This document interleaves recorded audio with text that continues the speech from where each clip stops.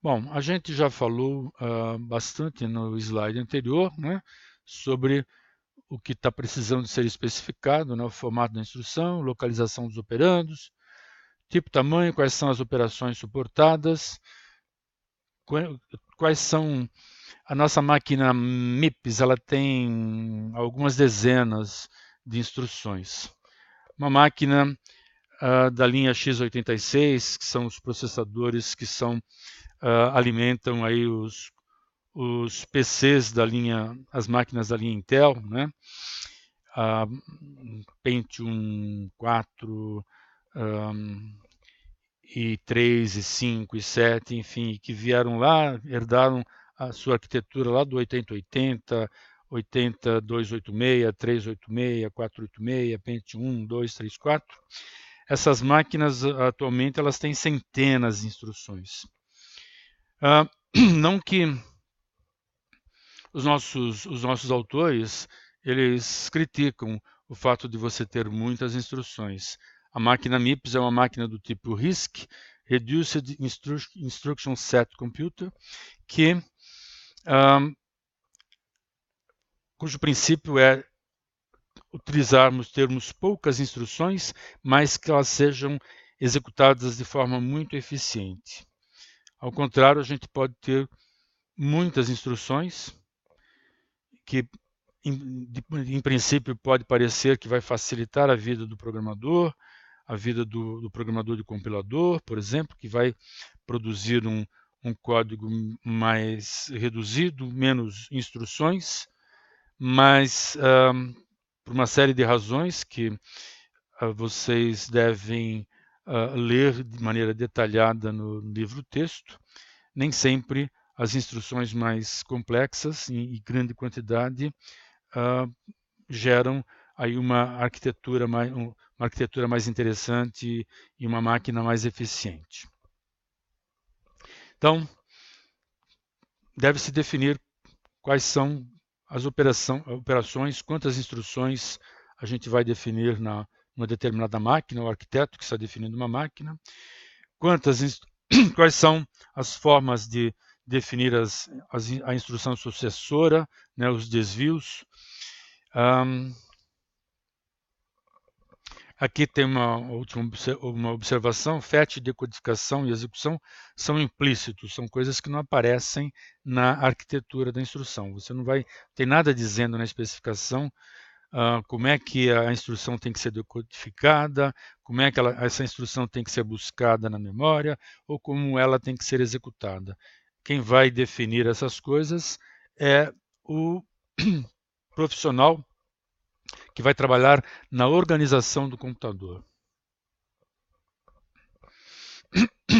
Como a gente já disse, a instrução sucessora normalmente ela é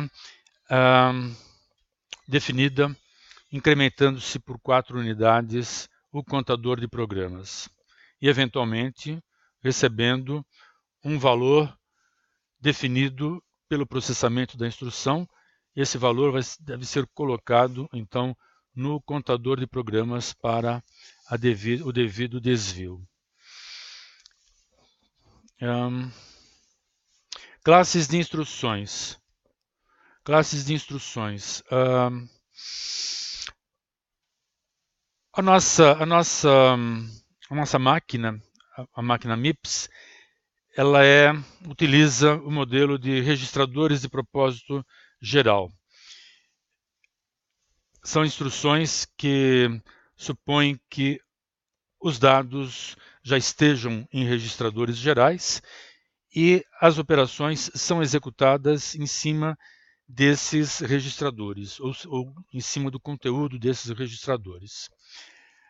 A máquina pilha, ela supõe que os operandos estejam colocados em uma pilha e as operações, então, são realizadas com o topo da pilha, o elemento que está no topo da pilha e numa posição imediatamente anterior ao topo da pilha. Essas são instruções que não precisam nenhum campo para endereçar. Por quê?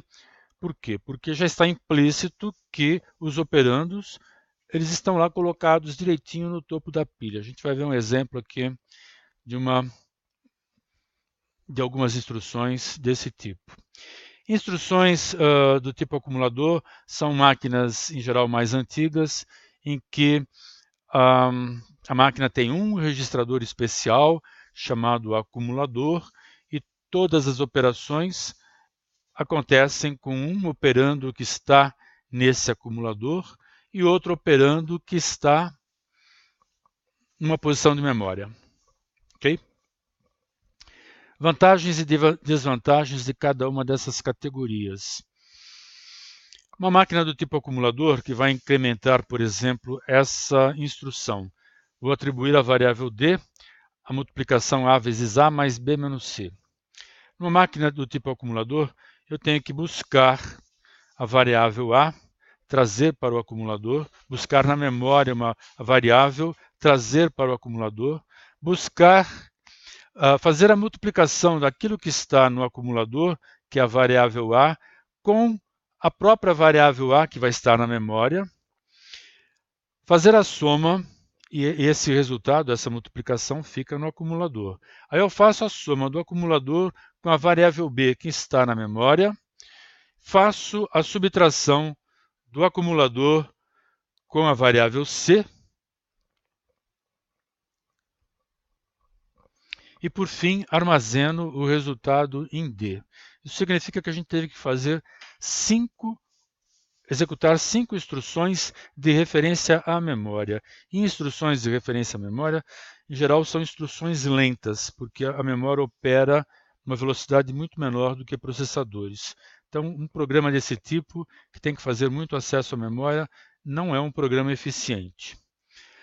Já uma máquina do tipo a máquina MIPS, em que trabalha com operandos que estão em registradores, nós estamos fazendo aqui um load e trazendo o conteúdo de uma posição da memória que armazena a variável A para R1, trazendo para R2 a variável B, trazendo para R3 a variável C. Foram 3 instruções de acesso à memória. A multiplicação, a adição e soma, ela faz operações desses conteúdos que já estão no banco de registradores, nos registradores aí R1, R2, R3, e vai armazenando resultados parciais ou resultado final em R4. Finalmente, a gente executa mais uma instrução de referência à memória, que é pegar o conteúdo de R4 e salvar na memória na posição reservada para a variável d. Então, nesse caso, para essa instrução, nós executamos 4 instruções de acesso à memória, em vez de 5 no caso do acumulador. É lógico que existem exemplos muito mais em que essa diferença é muito maior. Né? Se eu estiver aqui precisando fazer outras operações com as variáveis b, a, b e c, a gente vai ter uma máquina do tipo acumulador ficar buscando novamente na memória o valor dessas variáveis. No caso desta máquina do tipo baseada em registradores, os valores A, B e C já estão guardados em R1, R2, R3, a gente não precisa mais ir à memória buscar. Essa aqui é uma combinação de acumulador com registradores. Eu vou analisar aqui essa máquina pilha. Essa máquina pilha executa uma instrução de acesso à memória, push B.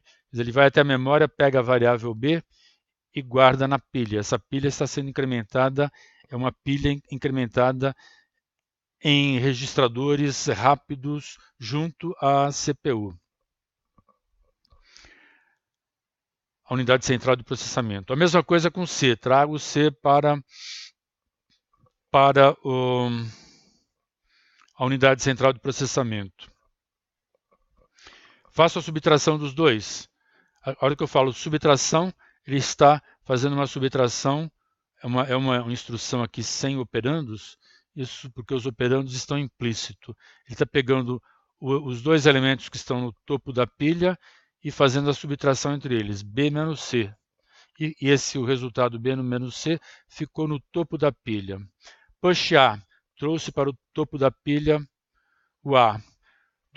duplicou o topo da pilha. Então ficamos com, no topo da pilha ficamos com A, depois B. Na verdade, B menos C, né? Que é o resultado dessa subtração. A no topo, outro A, B menos C. Multiplicação vai pegar os dois A's que estão no topo, multiplica e fica no topo da pilha A ao quadrado. Lembrem que imediatamente abaixo a gente tem B menos C. A operação de soma vai fazer A ao quadrado mais B menos C. Ficou no topo da pilha o nosso resultado. Aí executamos POP-D, que é pegar esse resultado que está no topo da pilha, salvar na memória. Então é com essa máquina, essa instrução aqui, essa sentença matemática, essa expressão, foi executada também com 1, 2, 3, 4. 3 push e 1 pop. 4 instruções de acesso à memória.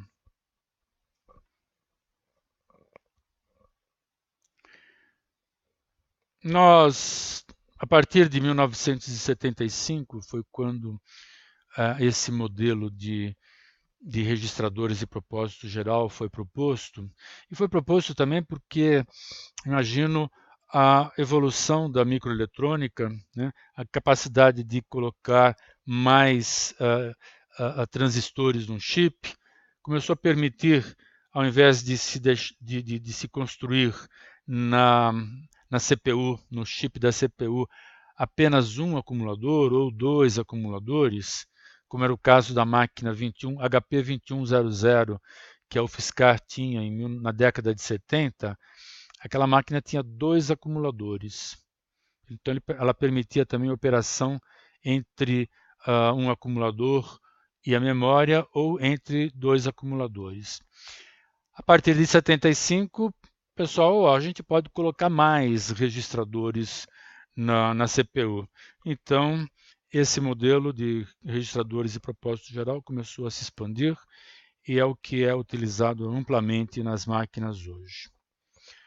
As vantagens: mais rápido que memória, o acesso à memória, pode manter diversas variáveis, diminui o tráfego entre memória, o programa fica mais rápido, a densidade do código aumenta, já que os registradores precisam de menos bits para serem endereçados. A gente vai ver mais nas aulas adiante, nos vídeos adiante, que a gente já falou também que um operador precisa ser, de alguma forma, alcançado. Se esse operador está em um dos registradores da CPU, no caso da nossa máquina MIPS, nós temos 32 registradores.